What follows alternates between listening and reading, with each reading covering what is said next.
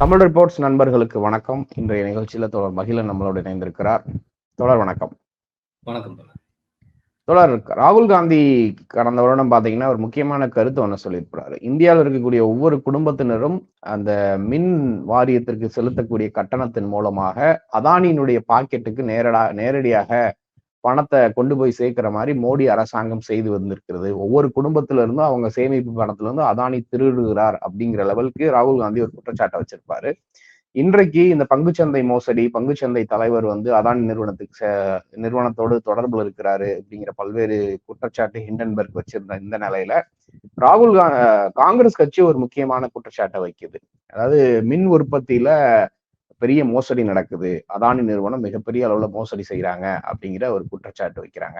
அதுக்கப்புறம் பாத்தீங்கன்னா 3வது முறையாக மோடி பதவி ஏற்றது முதற்கொண்டு ரிவர்ஸ் கியர்ல தான் போறாரு. இந்தியா கூட்டணி ஒவ்வொரு பக்கமும் கேட்டு போட்டு அவரை தடுத்துக்கிட்டு இருக்கிறாங்க. இந்த பிராட்காஸ்ட் பில் அப்படிங்கிற ஒரு டிராப்டை வாபஸ் வாங்க வச்சிருக்கிறாங்க.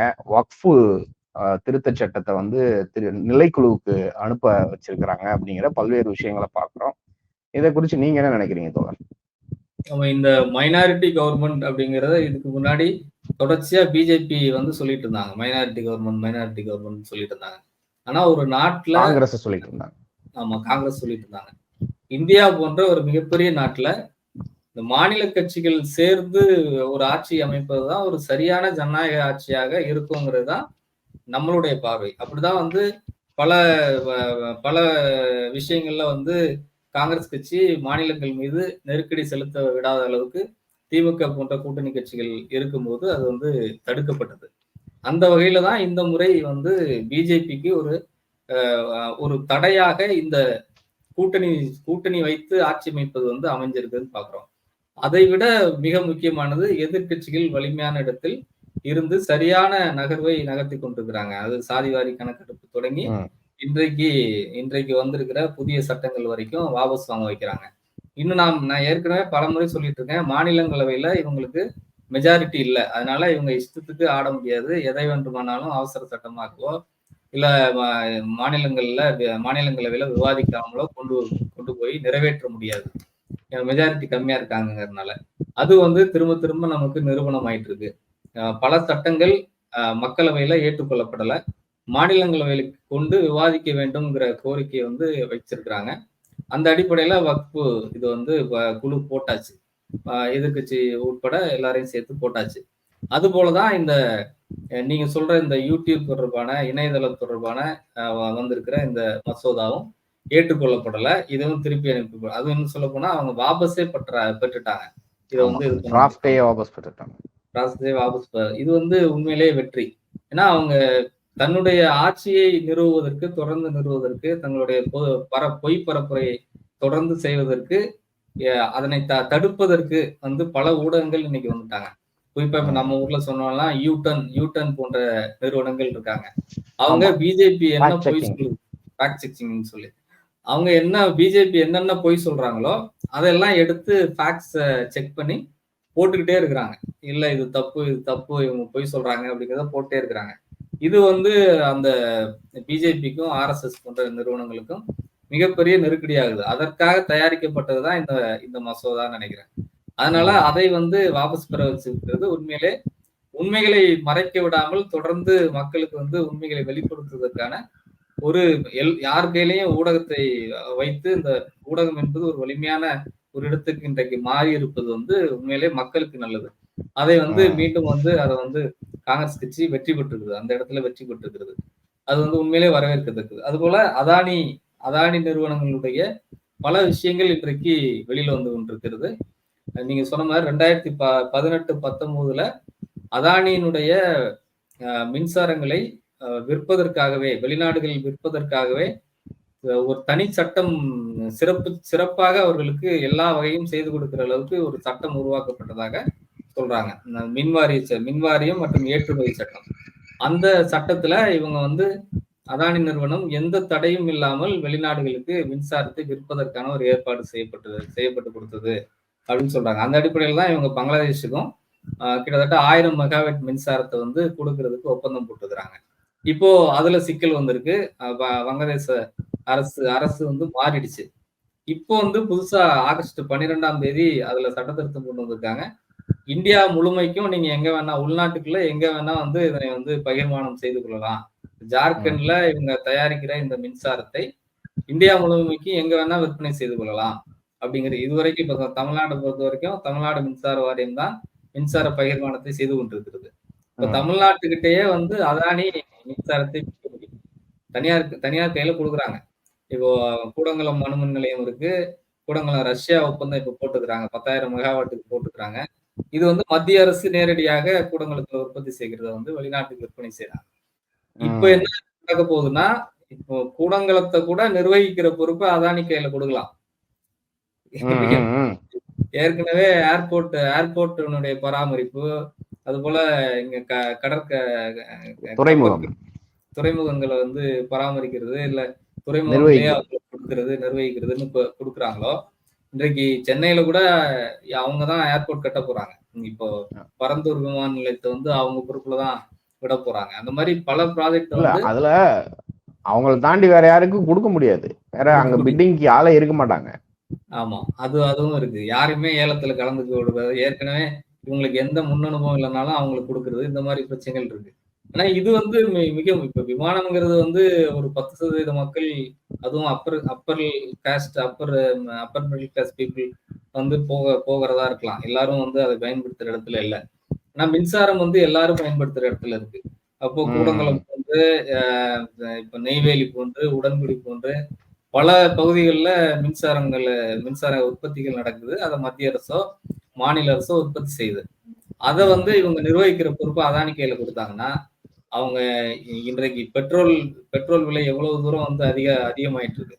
அது போல மின்சாரத்தை வந்து இப்ப பெட்ரோலுக்கே வந்து இவங்கதான் எல்லா வரியும் போடுறாங்க. இந்த கண்காணிக்கிற வேலையை இவங்கதான் செய்யறாங்க. சுத்திகரிப்பு ஆலைகள் இவங்க கையில தான் இருக்கு, மத்திய அரசு கையில தான் இருக்கு. ஆனாலும் அதை கட்டுப்படுத்துகிறது வந்து எங்க கையில இல்ல. உலக சந்தையில பெட்ரோல் விலை ஏறும்போதுதான் இங்க ஏறுதுன்னுலாம் பிஜேபி கதை சொல்லிட்டு இருக்கிறாங்க. அப்போ தனியார்கிட்ட ஒப்படைக்கும் போது என்னவாகும்? எங்களால கட்டுப்படுத்த முடியாது, தனியார் தான் விலை நிர்ணயிக்கிறாங்க. ஒரு போட்டியான இடத்துக்கு போயிடும். சேவையை தாண்டி ரெண்டு நிறுவனங்கள் டாட்டாவும் அதானியும் போட்டி போடுறாங்கன்னா, இவன் 10 ரூபாய் கொடுக்குறான்னா எப்படி ஜியோ கிட்ட மாட்டிட்டு மக்கள் முழிக்கிறாங்களோ அது மாதிரிதானே. இன்னைக்கு 100 ரூபாய் 150 ரூபாய்க்கு ரீசார்ஜ் பண்ணிட்டு இருந்தோம். இன்றைக்கு வந்து மினிமம் 699 இருக்கு. 699 போட்டாதான் வந்து நீங்க தடையில்லா கால்ஸ் நெட் வசதி எல்லாம் பெற முடியும். இப்போ மற்றவங்க இப்ப 700 ரூபாய் 750 ஏர்டெல்லாம் 700 ரூபாய் தாண்டி தான் கொடுக்க முடியுது. இந்த மாதிரி மின்சாரம் வந்து ஒரு மிகப்பெரிய விலை உச்சத்தை எட்டுவதற்கான அடித்தட்டு மக்கள் பயன்படுத்த முடியாத நிலைமைக்கு போயிடுமோங்கிற அச்சம் வந்து இருக்கு. அப்படியான ஒரு நிலைமையை வந்து பிஜேபி அரசு தோற்றுவித்துக் கொண்டிருக்கிறது. இந்தியாவினுடைய வளங்களையும் இந்தியாவினுடைய பொதுத்துறை நிறுவனங்களையும் அதானிக்கு வந்து தாரை வார்த்து கொண்டிருக்கிறது அப்படிங்கிறதா காங்கிரஸ் கட்சி இன்றைக்கு வெளிப்படுத்துகிற விஷயம். கண்டிப்பா தோழர். இப்ப இந்த டைம்ல பாத்தீங்கன்னா இந்த வக்ஃபு போர்டு பில்ல வந்து பாராளுமன்ற கூட்டுக்குழு ஜேபிசிக்கு அனுப்பிச்சிருக்கிறாங்க. இப்ப அடுத்த நாடாளுமன்ற கூட்டத்தோட தொடங்குது அப்படின்னா நிச்சயமாக எப்படி 2G விவகாரத்துல பாஜக வந்து எந்த அளவுக்கு அமளியில ஈடுபட்டு அதுக்கப்புறம் அதுக்கு ஜேபிசி அமைச்சு உச்ச நீதிமன்றத்துக்கு போய் பல்வேறு விஷயத்துக்கு உள்ளாச்சு. இப்ப அது மாதிரி காங்கிரஸ் கட்சி இல்ல இந்தியா கூட்டணி கட்சிகள் என்ற மாதிரியான நெருக்கடிகளை பாஜகவுக்கு கொடுப்பாங்க அப்படிங்கிற ஒரு கேள்வி வருது. அதுல உங்க பார்வை என்ன தோழர்? வக்ஃபு பொறுத்த வரைக்கும் இது வந்து முழுக்க ஏற்கனவே இவங்க வச்சிருக்கிற அஜெண்டா இஸ்லாமிய எதிர்ப்பு அப்படிங்கிறதுனுடைய திட்டம் தான். இது வந்து இப்ப சொல்லல. இப்ப காஷ்மீர் உடைப்பு ஏற்படும் போது பிஜேபி ஆதரவாளர்கள் எல்லோரும் சொன்னது என்னன்னா, இதை வந்து ஆட்சிக்கு வந்த உடனே செய்வாங்கன்னு நினைச்சோம், ஏன் இவ்வளவு காலதாமதம்னு தெரியல, இது எங்களுக்கு எல்லாம் ஏற்கனவே தெரியும், இது ஒன்றும் அதிர்ச்சி எல்லாம் இல்லை, இப்படிதான் பேசினாங்க.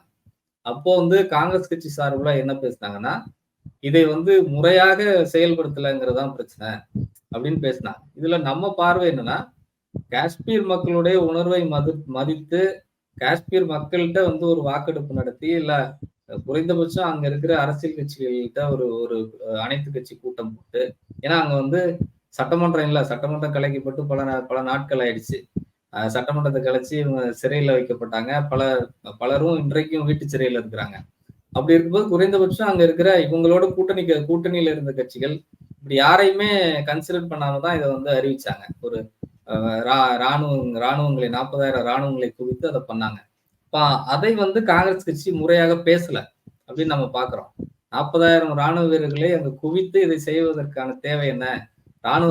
ராணுவத்தை வெளியேற்றுங்கள் இப்படிலாம் கேட்கல. அந்த கடந்த கால தவறுகளை இப்போ வந்து திருத்திக்கணும். இது அது போன்று இப்போ இந்த வக்ஃபு பிரச்சனையில முஸ்லிம்களுக்கு என்ன பிரச்சனை அப்படிங்கிறத காங்கிரஸ் கட்சி முறையாக தங்கள்கிட்ட கட்சியில இருக்கிறவங்க அல்லது வெளியில இருக்கிற ஓவைசி போன்ற இஸ்லாமிய தலைவர்களோடு பேச்சுவார்த்தை நடத்தி சரியான அறிக்கைகளை முன்வைக்கணும். அப்படி இல்லைன்னா இவங்க வந்து எங்களுக்கு மெஜாரிட்டி இருக்கு. இப்ப இந்த குழுவிலேயே வந்து அவங்க எதிர்கட்சி மெஜாரிட்டி இல்லை. ஏன்னா அந்த சதவீத அடிப்படையில தான் அவங்க போடுவாங்க. எந்தெந்த கட்சிகள் எவ்வளவு எம்பிக்கள் வச்சிருக்காங்க சதவீத அடிப்படையில தான் போடுவாங்கன்னு வைங்க. ஆனா வந்து வலிமையான எதிர்ப்பை சரியான தரவுகளோடு வைக்கும் போது அது வந்து ஏற்றுக்கொள்ளப்படாது. ஒருவேளை அவங்க வந்து அதையும் மீறி கொண்டு வந்தா நம்ம அந்த தரவுகளை கொண்டு போய் நீதிமன்றத்துக்கு கொண்டு போகலாம், உச்ச நீதிமன்றத்துக்கு கொண்டு போகலாம். இந்த வாய்ப்புகள் இருக்கு. அப்படிங்கும் போது சும்மா வெறும் கருத்து சொல்வதோடு அல்லது கொண்டு வர நடைமுறை தான் தவறு இந்த மாதிரியான வாதங்களை வைக்காம உண்மையிலேயே இந்த வக்ஃபு பிரச்சனைகள் என்ன, அதுல இஸ்லாமியர்கள் எவ்வளவு தூரம் பாதிக்கப்படுவாங்க அப்படிங்கிற சரியான தரவுகளை வந்து இவங்க எடுக்கணும். ஏன்னா வக்ஃபுல பிரச்சனை இருக்கான்னா இருக்கு, அதுல மோசடிகள் நடக்குதான்னா நடக்குது. அதுல ஒரு சிலர் மட்டும் அனுபவிக்கிறாங்க, சொத்துக்களை அனுபவிக்கிறாங்களான்னா ஆமா. ஆனா அதற்கு வந்து இவங்க கொண்டு வர்ற சட்டம் எந்த அளவுக்கு துணை செய்ய போகுது, அதுதான் இவங்களுடைய நோக்கமா? அதுல இருக்கிற பிரச்சனைகளை தீர்ப்பதான் இவங்களுடைய நோக்கமா? அப்புறம் எதுக்கு வந்து வெளியில இருந்து ஒருத்தரை நியமிக்கலாம்னு சொல்றாங்க? அறநிலையத்துறையில இப்படி வந்து வெளியில இருந்து ஒருத்தரை நியமிக்க அனுமதிப்பாங்களா?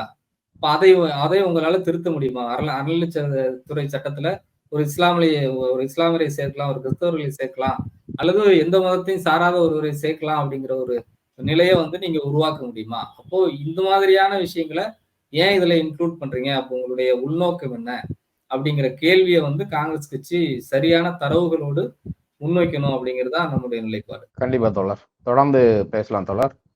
நன்றி தோழர். நன்றி.